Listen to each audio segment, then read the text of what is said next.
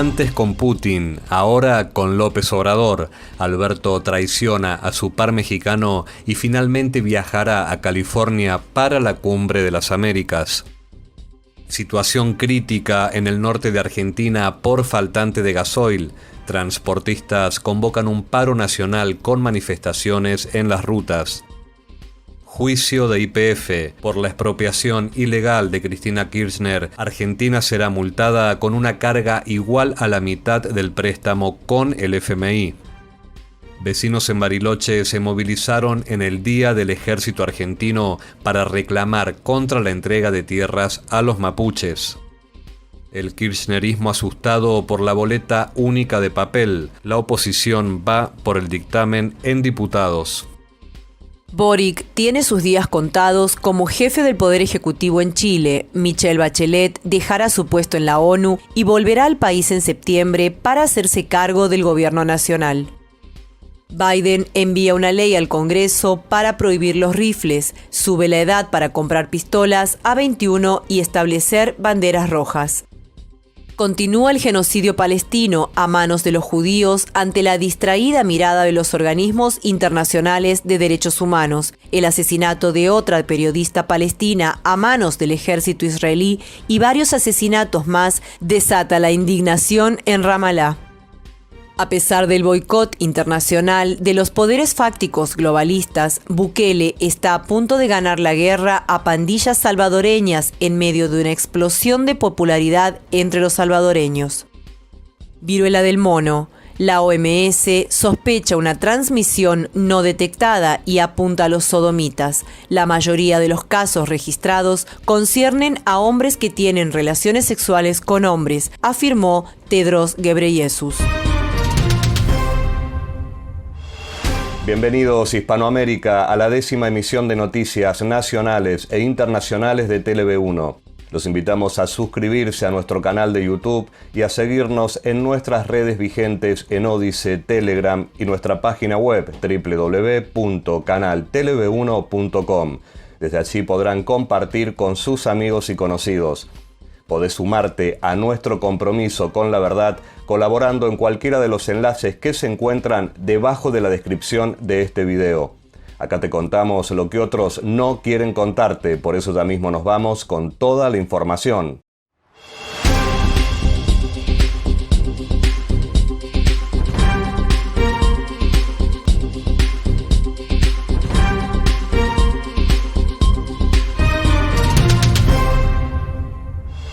Alberto Fernández confirmó la presencia a la Cumbre de las Américas que se realizará en Los Ángeles entre el 6 y el 10 de junio. Lo hizo luego de recibir un llamado de Joe Biden en donde conversaron 25 minutos, según informaron fuentes oficiales. La decisión del novio de Yáñez marca un cambio de rumbo y una traición al mexicano Andrés Manuel López Obrador, con quien habían dicho que si no se invitaba una delegación de Cuba, Venezuela y Nicaragua, no irían. Incluso Fernández y AMLO habían amenazado con llevar a cabo una contracumbre de la CELAC durante los mismos días que la reunión diplomática que organiza Estados Unidos. Esto finalmente quedó en la nada. Biden confirmó que no se invitarán delegados de las 3 dictaduras comunistas caribeñas y rápidamente llamó a Alberto para invitarlo a la Casa Blanca el próximo 25 de julio. Con esto lo convenció y la Cancillería argentina confirmó su presencia en la Cumbre de las Américas, sin consultar previamente con López Obrador. En ese sentido, en la conferencia de prensa brindada por Juan González, director senior para el hemisferio occidental del Consejo de Seguridad Nacional, y Brian Nichols, subsecretario de Estado para Asuntos del Hemisferio Occidental, evitaron hablar del conflicto. Tuvimos una buena y respetuosa conversación con México y el presidente de México pidió que Cuba esté en la reunión y el enfoque que tuvimos fue hablar con los líderes de la región, con México, pero como dije, estamos teniendo consideraciones finales, insistió. Por su parte, Nichols presionó para que no se invite a representantes diplomáticos de los países bajo dictaduras comunistas. Al momento parecería haber ganado la pulseada. Por ahora, López Obrador parece mantenerse fiel a su ultimátum y si no se invita a Venezuela, Cuba y Nicaragua, el 6 de junio no viajará a Los Ángeles. El mexicano quería crear un fuerte bloque de países disidentes compuesto por México, Argentina, Chile y Perú, pero finalmente se quedó solo. El norte de Argentina está atravesando una grave situación de faltante de combustibles, especialmente gasoil. Los transportistas de cargas advierten sobre un posible desabastecimiento de alimentos y productos en general si no pueden trabajar. Esto afectará a las economías regionales, pero tendrá impactos macroeconómicos en todo el país muy severos, dado que Argentina está en temporada de cosecha de granos y sin gasoil el campo no puede operar.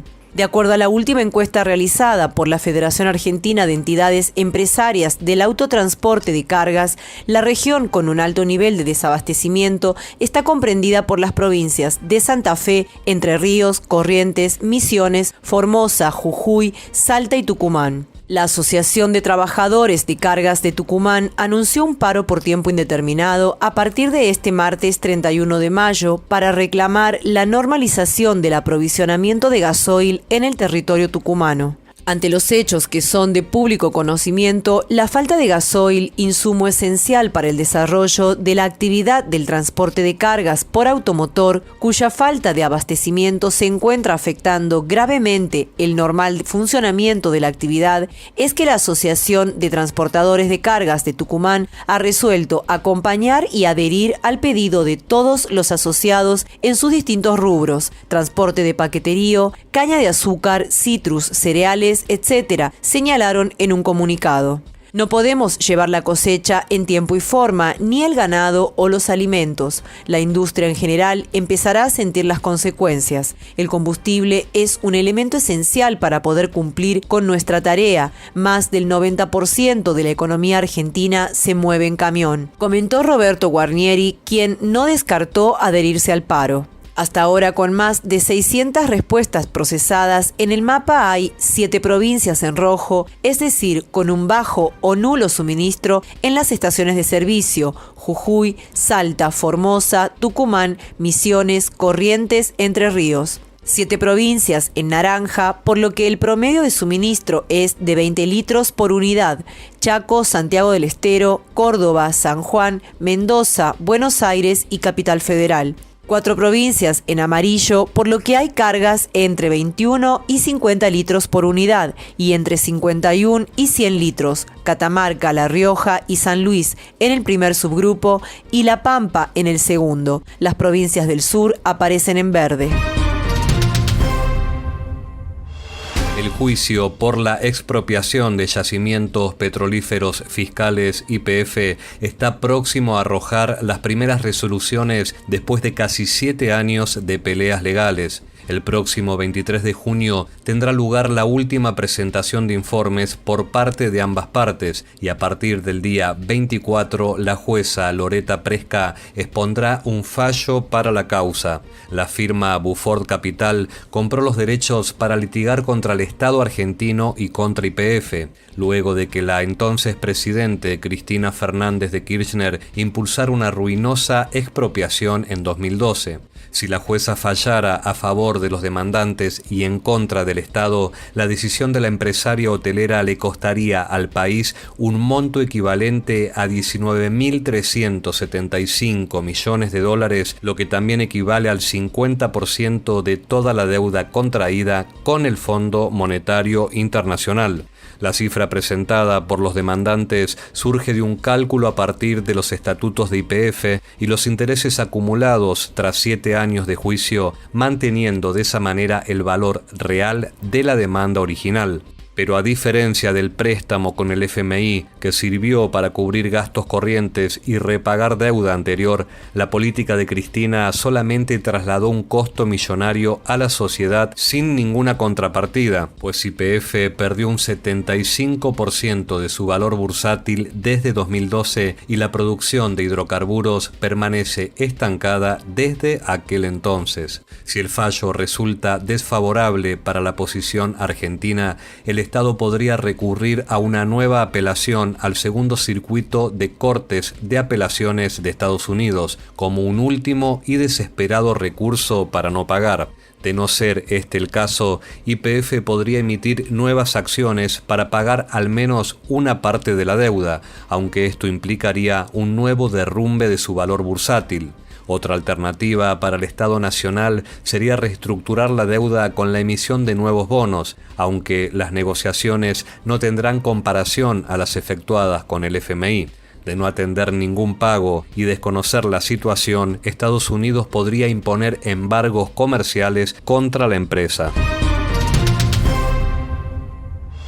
El pasado 29 de mayo se celebró en todo el país el Día del Ejército Argentino, conmemorando el 212º aniversario de la formación del ejército a nivel nacional por la primera junta en 1810. Si bien en todo el país se celebró con distintos actos, donde la temática central fue reconocer la heroica tarea que han cumplido los soldados argentinos por más de 2 siglos, en Bariloche la cabeza de los vecinos estuvo en otro tema, la subversión mapuche. Bajo la consigna "Defendamos la soberanía nacional", se realizó el domingo por la tarde una caravana y posterior abrazo simbólico a la Escuela Militar de Montaña en Bariloche, cuyos terrenos la justicia quiere entregarles a la comunidad Milalonco-Ranquehue. A lo largo de la marcha, los vecinos reclamaron contra el gobierno nacional y el Ministerio de Defensa por su mala praxis política que llevó a que el Estado tenga que entregarles tierras a los mapuches. Cabe recordar que Gastón Abela, director de Asuntos Judiciales del Ministerio que dirige Jorge Tayana, se olvidó de apelar el fallo de la jueza federal subrogante de Bariloche, Silvina Domínguez, que dispuso la entrega de 180 hectáreas que actualmente pertenecen al ejército argentino. La marcha fue minimizada y denigrada por los dirigentes peronistas y kirchneristas. De la marcha también participó el legislador opositor Juan Martín, quien destacó que el abrazo simbólico tiene como objetivo defender nuestra soberanía, que es lo que no hace el gobierno nacional. Martín, siempre fiel a su estilo, habló en la misma entrevista sobre las tomas de tierras y lo diferenció con el caso de la comunidad que recibió los terrenos del Estado por decisión de una jueza federal. No debemos confundirnos, la comunidad Ranquehue no es la misma que la pseudocomunidad que usurpó en Mascardi, en donde siempre lo he dicho, el gobierno nacional tiene que entrar, sacarlos a patadas y meterlos presos, expresó a los medios locales. La oposición logró dar el primer paso de cara a la implementación de la boleta única de papel en las elecciones presidenciales de 2023. Juntos por el Cambio y el Interbloque Federal firmaron un dictamen consensuado que pone contra las cuerdas al Frente de Todos, reacio a avanzar con la reforma. El despacho mayoritario reunió 58 firmas contra 57 que juntó el oficialismo y un aliado misionero. La oposición trabaja para votar el proyecto en el recinto el próximo 8 de junio o a más tardar el 15. El oficialismo montó su rechazo sobre 2 grandes argumentos: que la boleta única no tiene que ver con las prioridades del pueblo y que el sistema vigente de boleta partidaria no vulnera el derecho del elector.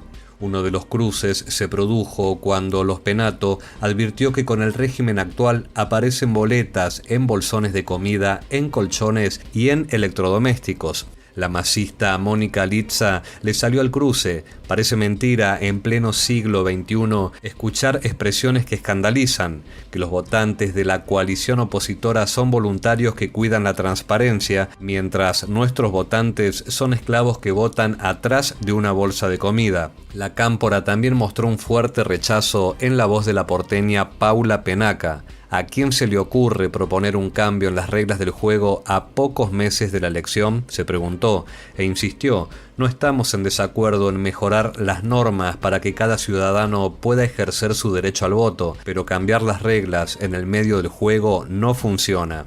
El diseño de la boleta replicará, con algunos retoques, el modelo utilizado en Córdoba, que incluye en un mismo papel a todos los candidatos de todas las categorías en orden sucesivo. Se incluirán fotos de los postulantes a presidente y vice, de los 2 senadores nacionales y los 2 primeros diputados nacionales. En el caso de los diputados nacionales se verán plasmados los primeros 5 nombres. La ubicación de cada frente político en el papel se definirá por sorteo en las PASO, y el resultado que obtenga cada fuerza en esa instancia determinará el lugar que ocupará para la elección general. Además, en estos comicios se habilitará la opción de voto por lista completa, en un casillero próximo a la identificación de la agrupación política. En los casos donde las elecciones nacionales y locales se realicen el mismo día, habrá una boleta única para el nivel nacional y otra para el nivel local, pero en las provincias donde rige la boleta partidaria podrán convivir ambos sistemas a través de la concurrencia. Decir siempre la verdad primero tiene un precio.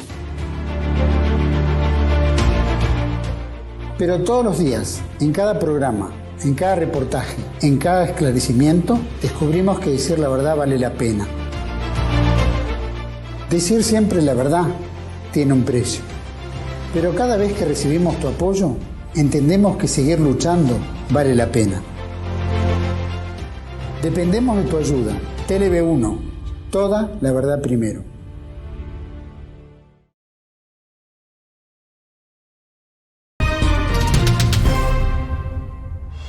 El desplome en tiempo récord de la imagen de Gabriel Boric y su fracaso absoluto para lidiar con el terrorismo mapuche en la macrozona sur de Chile han prendido las alarmas en el Partido Socialista, que ya le puso fecha de vencimiento al gobierno y está pensando en una figura con suficiente espalda política para poder hacerse cargo de lo que se viene. En ese contexto, fuentes cercanas a la distinguida miembro de la masonería internacional y expresidente Michelle Bachelet, consultadas por medios de comunicación, anticipan una renuncia a la reelección como alta comisionada de Derechos Humanos de la ONU para volver a Santiago y comenzar a controlar la realidad política chilena.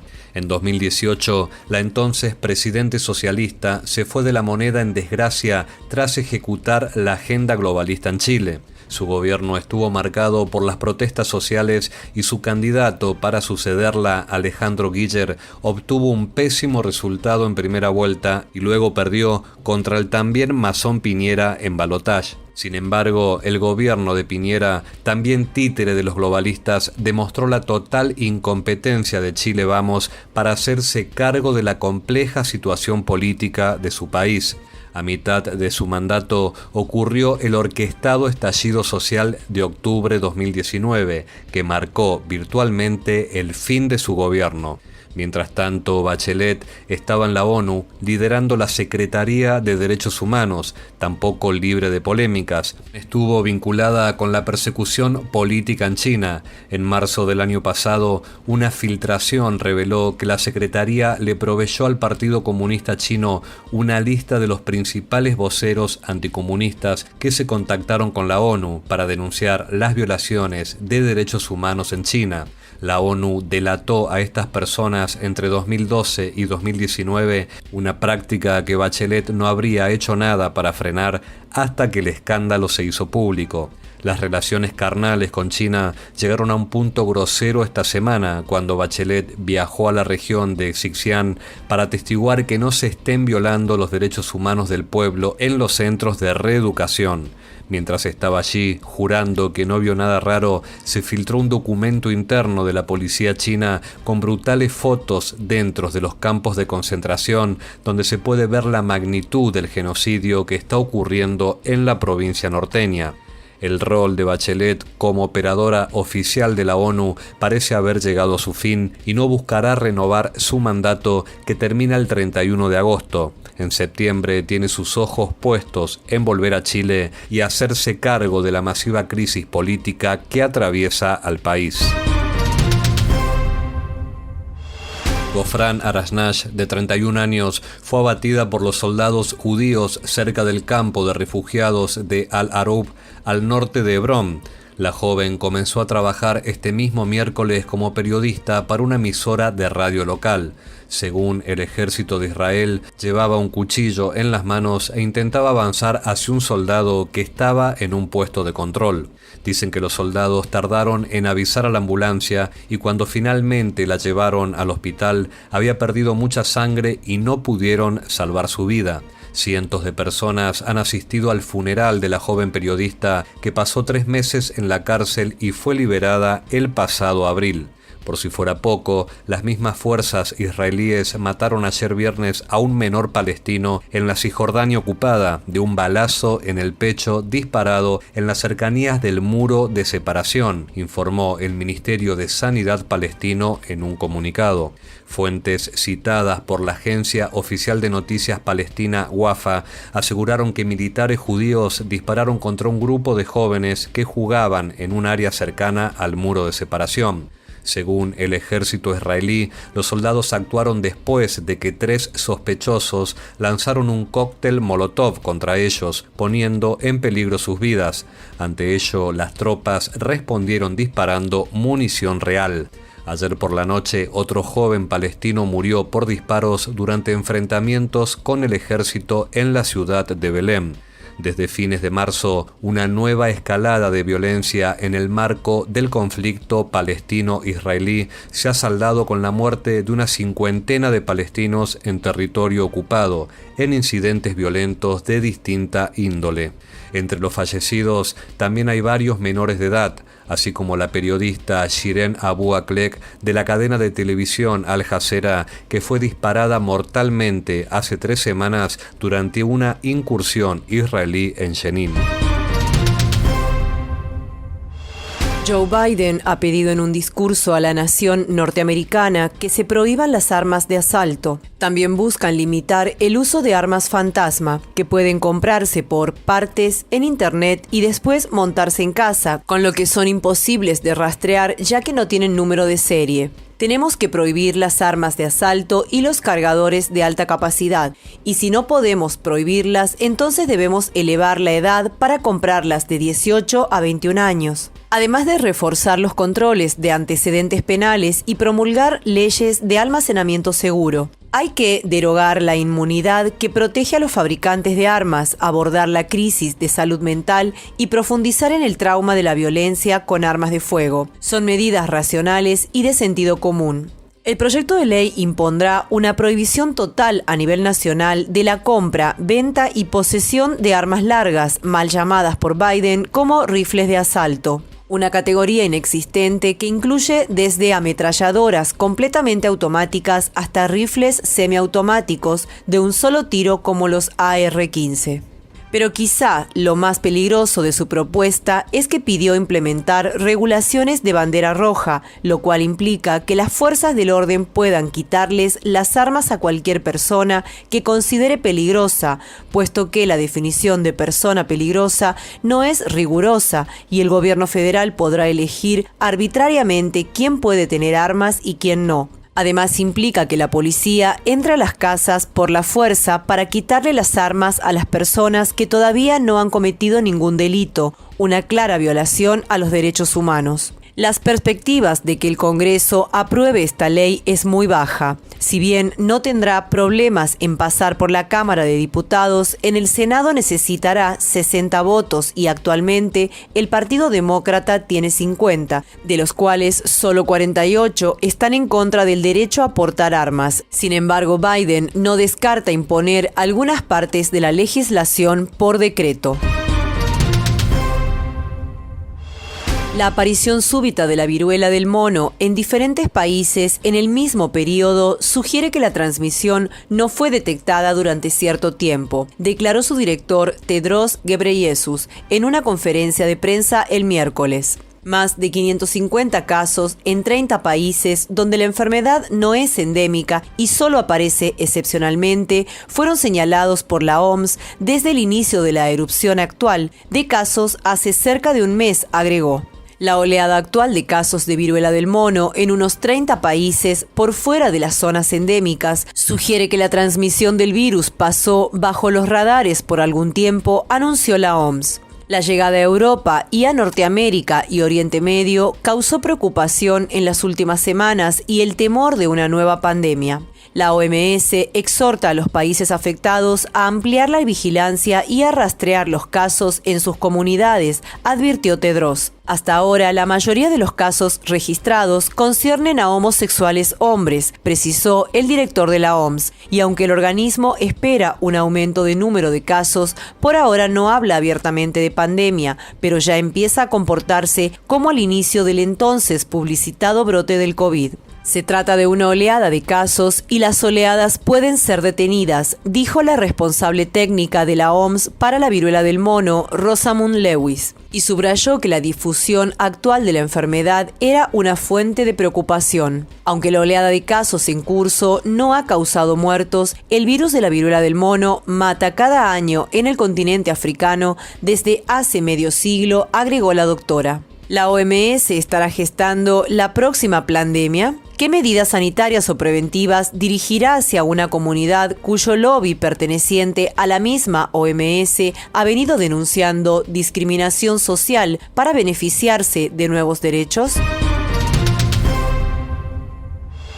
El presidente de El Salvador, Nayib Bukele, aseguró este miércoles que está a punto de ganar la guerra contra las violentas pandillas que controlaban el 80% del territorio de este país centroamericano. Hoy estamos a punto de ganar la batalla más difícil de todas. Estamos muy cerca de ganar la guerra contra las pandillas, aseguró el mandatario en un mensaje ante el Congreso y transmitido en cadenas de radio y televisión con motivo de su tercer año de gobierno. El mandatario afirmó que desde el fin de la guerra civil, las pandillas habrían sido las causantes de las muertes de al menos 120.000 personas. En estos 30 años, después del fin de la guerra, el 70% de los salvadoreños fueron afectados por la violencia de esos grupos criminales. Hoy, El Salvador está muy cerca de vivir una nueva realidad que por décadas nos fue negada: tener un país sin pandillas, enfatizó. El Salvador, con unos 70.000 pandilleros, lucha por escapar de la lista de los países con más homicidios del mundo. Tras el asesinato de 87 personas en el país del 25 al 27 de marzo, Bukele decretó un estado de excepción que ha sido prorrogado. La guerra de Bukele puso a miles de soldados a patrullar las calles y ha llevado en los últimos 2 meses a la cárcel a más de 36.000 integrantes de las maras, que se suman a 16.000 más que ya estaban en prisión. Mientras que la hipócrita comunidad internacional se hace la distraída ante el genocidio del pueblo palestino a manos de los judíos o la violación de los derechos humanos de China al pueblo uigur y utiliza Amnistía Internacional, promotora del aborto en el mundo, para denunciar represión y detenciones arbitrarias en El Salvador, cuestionando incansablemente la exitosa gestión de Nayib Bukele, los salvadoreños parecen celebrar la manera de gobernar de su presidente, que cuenta con un altísimo índice de popularidad que, lejos de erosionarse, se consolida cada vez más a pesar del boicot internacional. Y con estas reflexiones cerramos el programa de hoy. Queridos amigos, es hora de despertar. Los esperamos en la próxima emisión de noticias nacionales e internacionales de TLV1. Toda la verdad primero.